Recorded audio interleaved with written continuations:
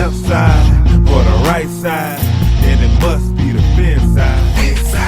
It ain't the left side. Thank you, Solo D. Welcome to another episode of On the FinSide. Dolphins season is just around the corner. We're just past the third preseason game, heading into the fourth one against the Tennessee Titans. Paul, I got to say, when looking at this game, the Dolphins win this preseason game 17-6, the ever-important third preseason game, the dress rehearsal. The scoreboard may say it was a boring game, but if this was a dress rehearsal, when you look at the Dolphins and you rewatch the game, I was pretty impressed. I was too. With the vast majority of folks out on that field, I was very impressed, especially when we're talking about starting groups versus starting groups. I thought the Dolphins did a very good job in a lot of aspects in this game. Looking at the Dolphins in the first couple of drives, the first drive, the Dolphins are going down the field and Ryan Tannehill drops back, throws the ball. It's tipped, kind of a fluke play. It ends up in the hands, I believe, of Desmond Trufant over Kenny Stills' head. The second drive, offensive pass interference by Jarvis Landry stalls that drive, and then they punt, but it was pretty much smooth sailing after that.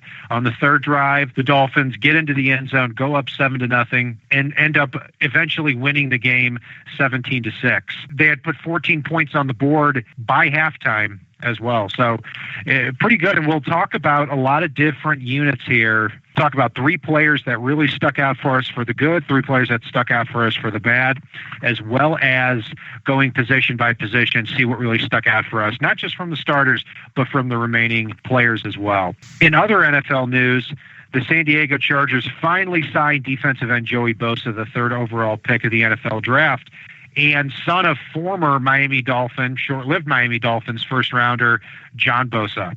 Paul, it's August 29th. Joey Bosa's just getting into camp for the Chargers. Yeah, I think this was a perfect storm here because you look back, John Bosa held out forever back when he first got drafted by Miami and had a very short-lived, very irrelevant career, really. And then you look at the Chargers. They're an organization that has had a lot of history of first-round picks holding out, people not wanting to go there because of the dealings. So there's a little bit to look at from both sides here. This was a little bit ridiculous the way it went on and the way it got played out in the media. And thank God it's over with because this had about as much interest for me as the Brett Favre bottom line when he was going through all his retirement crap. Don't care. Get your ass in camp and be a mediocre defensive lineman that got picked third overall. Good for you, bud. Longest holdout since 2009 in Michael Crabtree, which was a completely different ordeal. Yeah, I mean, there's so little wiggle room in these negotiations after the CBA agreement was reached in 2011. And it's shocking that this has happened.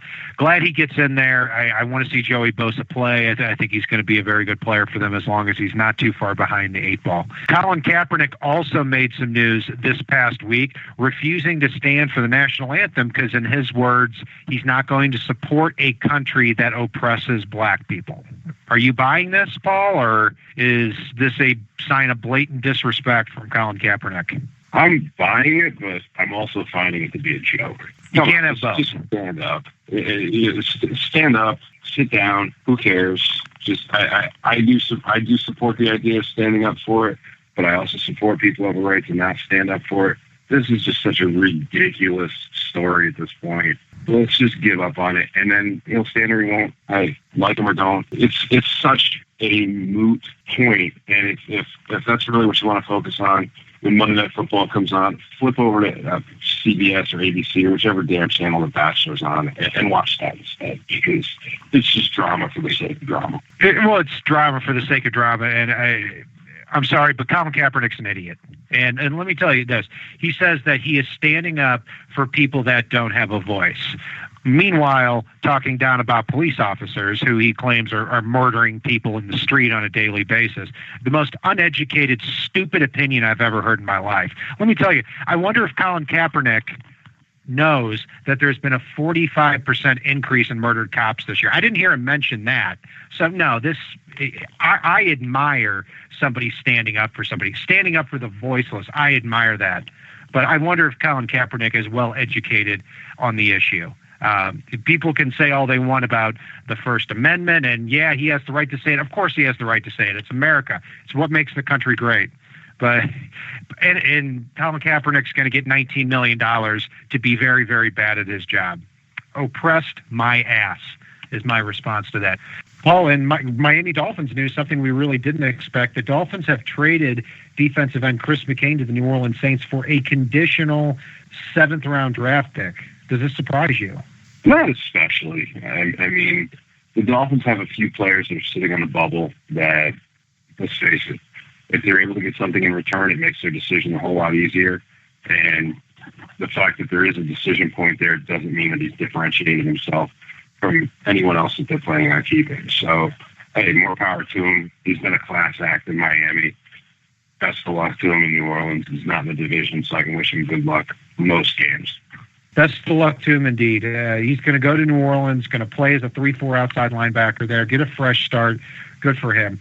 Yeah, it doesn't really surprise me. I think the Dolphins had reached the opinion if they're going to trade him, then they had decided already that he probably wasn't going to make the roster. And I wonder if that's in any way related to something I saw on tape this past week on the Falcons' long kickoff return. I saw Chris McCain specifically. He can really depend on to carry out his assignments every time. Anyway, let's move on to more important things. The Dolphins win this game 17-6. A lot of very good performances, Paul. What are 3 that really stuck out for you? For me, Ryan Tannehill stood out yet again. He's making good decisions in the pocket. I like the way that they ran the offense with him, even if they did force him to throw to Jordan Cameron after a couple previous drops and one blatant rollout where he pulled back to throw to Cameron, wasn't even pump faking, and essentially almost looked panicked. Like, oh, crap, wait, no, I'm not throwing it to Cameron, and turned and fired a bullet to Deion Sims instead.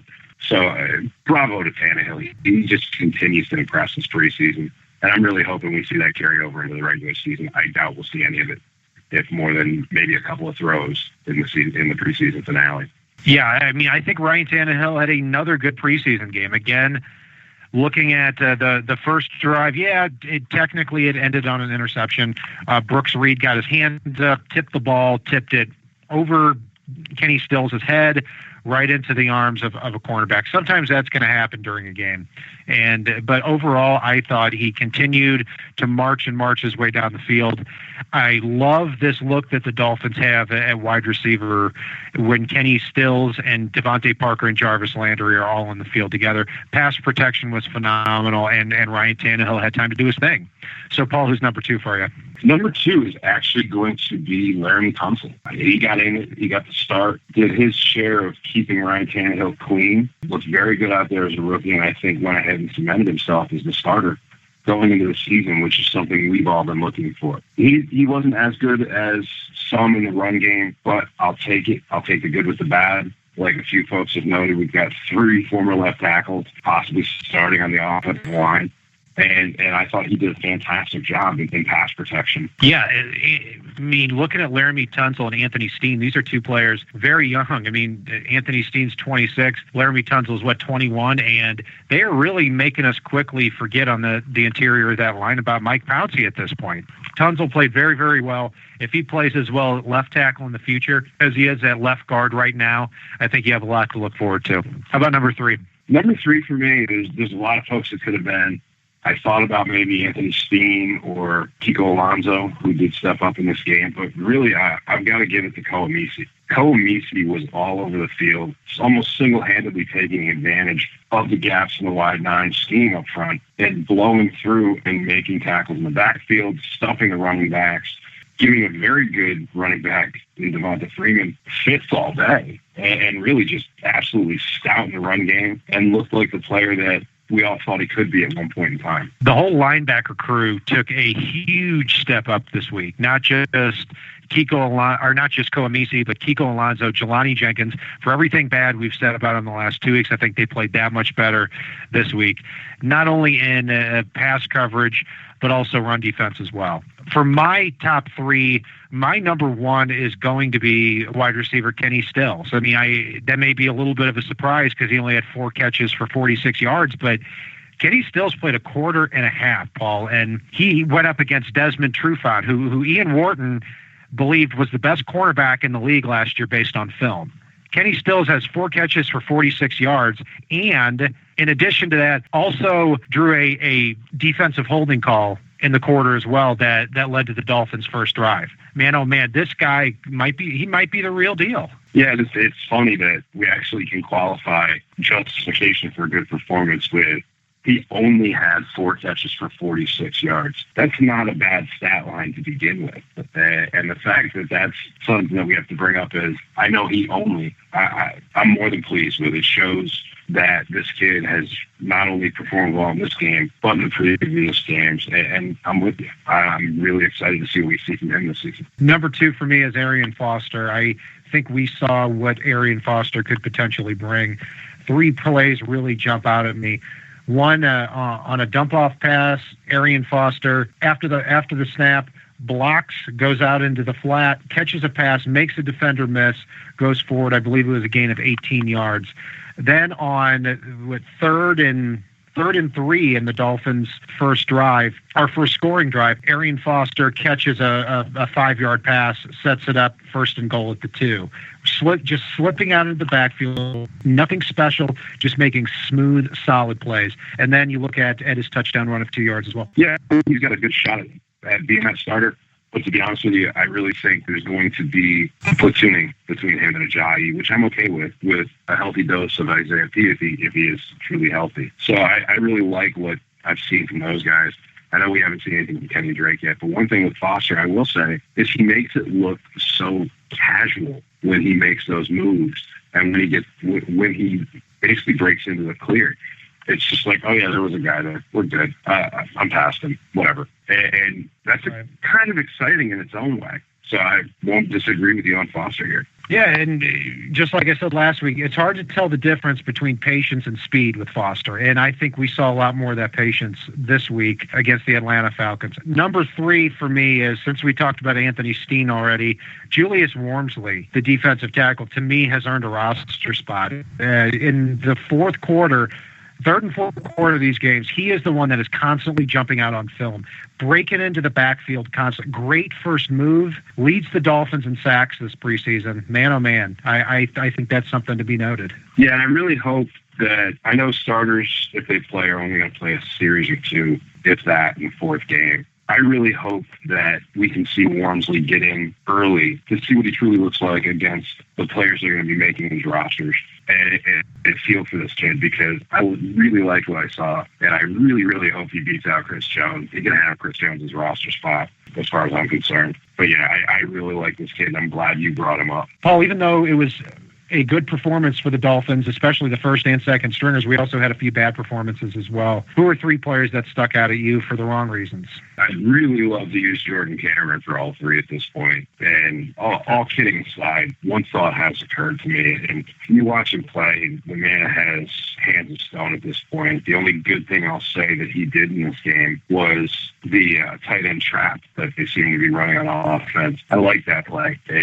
You can't run it too often, or defensive ends will be expecting it. But he did run that play well, but his hands are just stone. And the one thing that kind of occurred to me is, I know when folks get concussions, let alone a number of them, there tends to be some nerve issues and physiological issues that remain in some instances. I'm almost starting to wonder at point, because let's face it, last season he didn't have good hands. This season he sure as hell doesn't have good hands. They almost seem worse, which I didn't think was possible. I'm almost starting to wonder if there's some type of remaining damage from all the concussions that he's had in his career, because you can't be a receiving threat if you can't catch the ball. So I can't imagine his hands dropped off that much all on their own.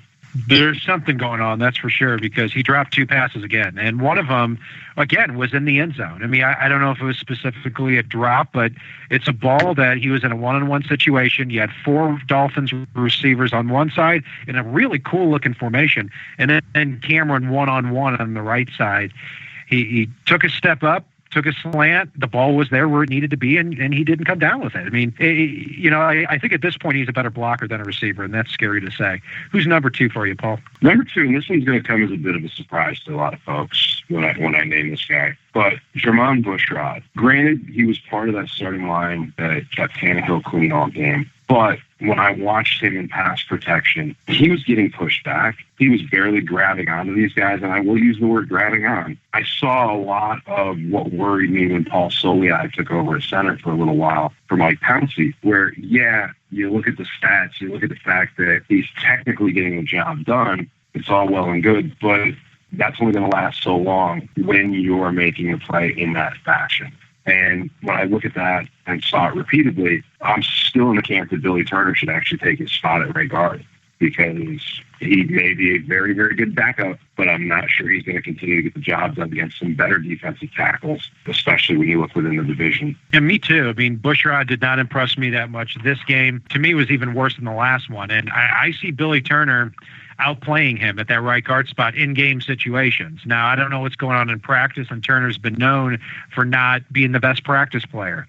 But to me, Turner, you got to find out about him this year. And I can't see any way that there's that big of a drop-off anyway. And I don't think there is, period, between Bushrod and Turner. So if Bushrod runs the job, he's going to play it for 1 year, and then you're going to lose both players. That doesn't really make a whole lot of sense to me. So I'm right there with you, Paul. Number 3 for me, there's a few guys it could have been, but as much as I don't want to go with this guy, I kind of have to, and that's Lippett. He got beat up a little bit yet again. I still like the potential of this kid. I still like the promise of this kid, but you get beat continuously, you're going to get called out for it. And for me, this game still showed that Lippett is very raw and still has a lot of room for improvement. I have not been impressed with Tony Lippett, and it hurts me to say that because I had some high expectations for him coming into this year. I thought if there was a player on the roster that the Dolphins could have some faith in based on potential, I thought Lippett could be that guy. But Aldrick Robinson, number 19 for the Falcons, ate his lunch on 2 drives. And, I haven't been impressed with him really this preseason at all. And for a former wide receiver, 1,200-yard receiver at Michigan State just 2 years ago, I'm not seeing those ball skills either. He had a few opportunities to come away with some passes, and he's not undercutting those routes. Paul, for my 3, for the negative reasons, number 1's going to be Jay Ajayi. I'm sorry, but I feel when it comes to Jay Ajayi, it takes so much effort for this guy to get 4 yards. Arian Foster goes up, makes a cut, and it seems like he just glides. Lamar Miller had that speed, obviously. We don't have to get into that again. And Isaiah Pete, I see a lot of ability to get from point A to point B quickly. I like Ajayi's power, but whenever he bounces it to the outside, it's slow.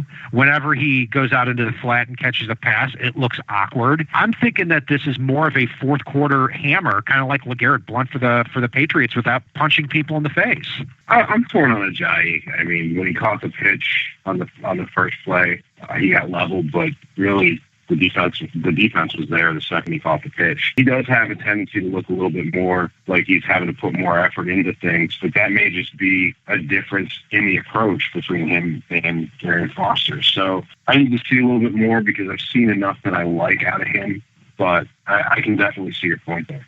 Paul, my second player is Mario Williams. I understand that he's a big, hulking player, and, he's not going to have that quick twitch pass rush ability that Olivier Vernon had, but I'm looking for a little bit more out of this point, or at this point, was hoping that he was going to go up against the Falcons' offensive tackles and start to get into the backfield a little bit instead of just controlling the edge. Yeah, and the way this preseason's playing out, one thing that we may see is because, let's face it, Mario Williams has done a good job in run defense. He has. More power to him. Love what he's done there. But he has been slow in getting to the quarterback. And who knows if it's based on preseason and him not putting out the maximum effort, or based on, but we could potentially see a scenario based on the play of Andre Branch, et cetera, where third downs, when we expected Mario Williams to be on the field opposite Cameron Wake, we may see Andre Branch or Wormsley, or possibly even see Earl Mitchell kick outside, somebody with a little more speed upfield that can get to the quarterback.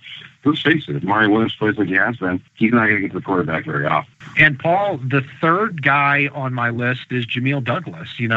I felt that was heading into this offseason was a lock. And now after seeing him in a couple preseason games, he is a legitimate third-string practice squad level type of player at this point, and I see him getting run over both in pass protection and run blocking by third and fourth stringers. Yeah, and let's face it, the emergence of guys like Steen and Urbic really make him expendable, so he needs to be stepping up, and he's not doing it by all accounts based on his playing time. I'm assuming he's not doing it in practice, and let's face it, when the games have been on, he hasn't been doing it there either. So, yeah, I agree with you that it is a huge disappointment because he was a guy that looked like he had so much long-term potential coming out of college, and definitely seems like he might be done potentially at the NFL level as a whole. He doesn't look very interested in playing football. That's a problem. The only way I see Jameel Douglas making this roster is if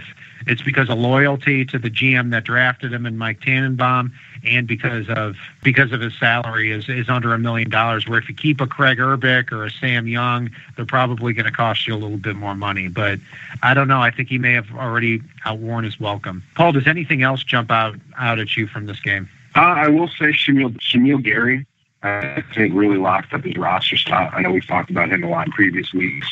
Juwan James definitely seemed to step up his game in this one.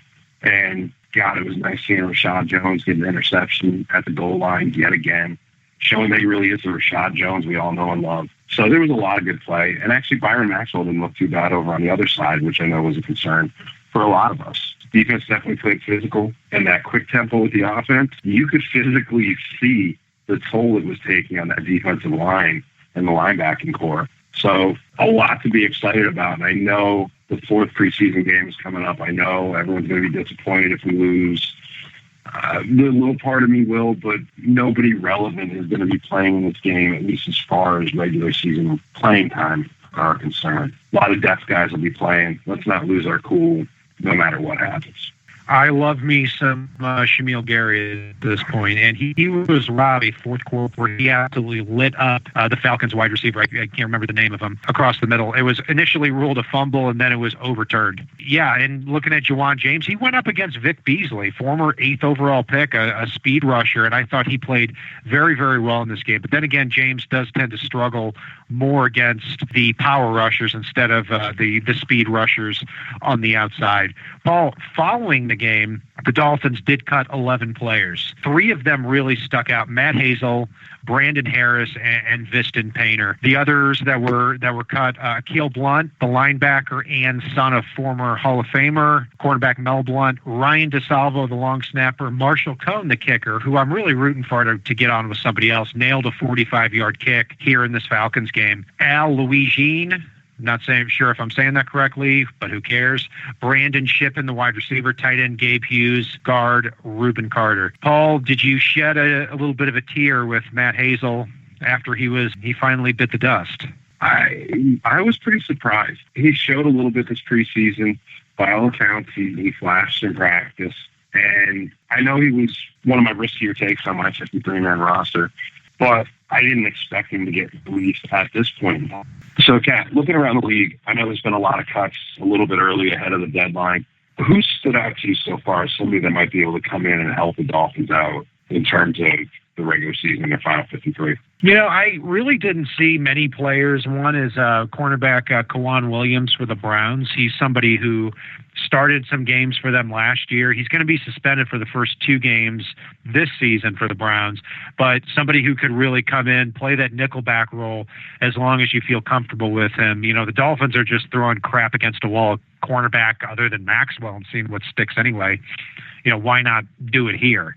And the Chargers cut James Jones. I don't think the Dolphins should take a look at him, but that's an interesting name that was cut. Other than that, Paul, I really don't see a lot of names that really stuck out. But when we cut down to the 53-man roster here on September 3rd, I think that's going to be a completely different conversation. Having said that, looking at the Dolphins here on September 1st, they're going to play the Tennessee Titans. It's going to be the final preseason game before we get into the regular season.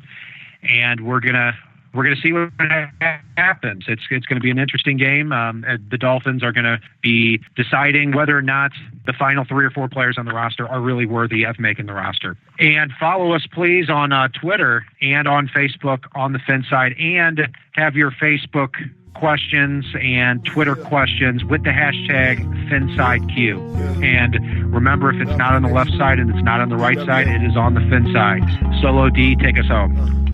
It ain't the left side or the right side, then it must be the FinSide. It ain't the left side or the right side, then it must be the FinSide. Listen, Dolphins fans across the land all tuning in to see what Brian, Kaep, and Paul about to do again. We rep our team, you can't change, stop or ruin it. All we need is to figure what to do to win. Fins Radio, live and direct. Win or lose, we showing up for every contest. No puppet talk, it's all raw and unfiltered. Voice of the fans when the season looks peculiar. Rockin' aqua orange over here, then you familiar. Every week they coming through our speakers to fulfill the crave we have to hear about our team and all the latest news. Vets the rookies trying to make the team, paying dues. Current players and alumni interviews. City to city, state to state, follow the moves.